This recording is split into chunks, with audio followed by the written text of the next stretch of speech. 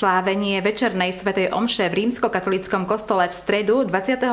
októbra svojím spevom obohatilo duo sakrálnej hudby Sanctus z Moskvy.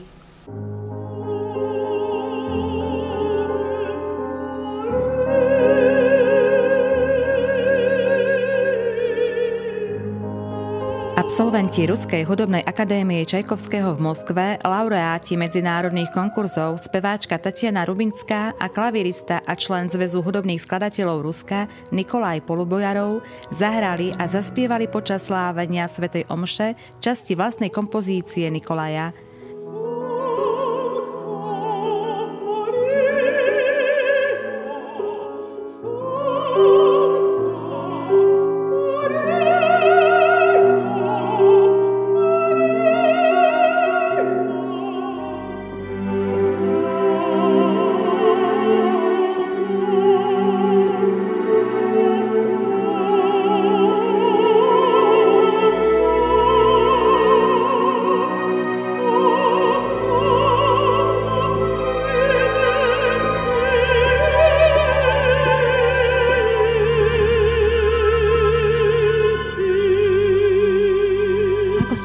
Umelci z Moskvy, z Ruska dostali do také obce, ako je Ľubica?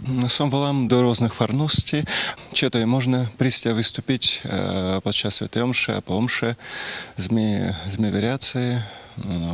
Kde pán farár povedal v akej farnosti, že to je možné, že tam taká otvorená možnosť je, to sme s radosťou prišli.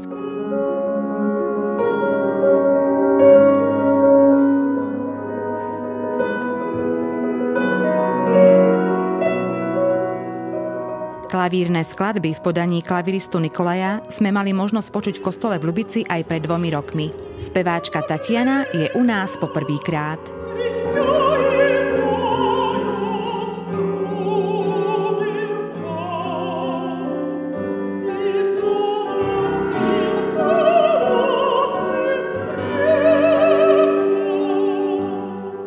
Spolupracujem na tej vysokej hudobnej škole v Moskve.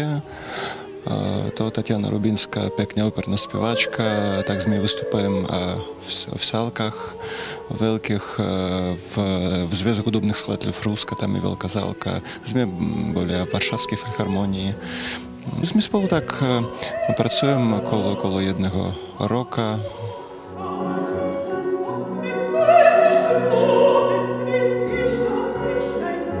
Každý hudobník, kedy on vystupuje nie iba sám, a v spoločnosti v nejakej, a v takej menšej spoločnosti ako iba dva, a iba sme dvaja, to každý musí cítiť dobre druhého. V tom zmysle to najpeknejšie, myslím, že. Skromné, ale nadšené publikum výkon umelcov odmenilo potleskom. Ku kvalitnému výkonu umelcov prispelo aj samotné prostredie kostola.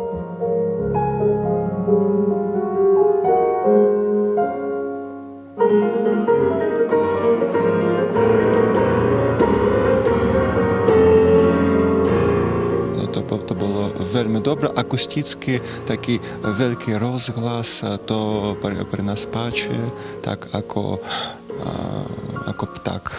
Vidíte, zvuk veľmi dobré. Aj speváčke Tatiane sa v našom kostole spievalo veľmi dobre. Zaujal ju interiér kostola a krásna výzdoba kvetov. Speváčka nám prezradila, že sa jej veľmi páči kvetinová výzdoba v obci, nakoľko má vrúcny vzťah ku všetkým kvetom.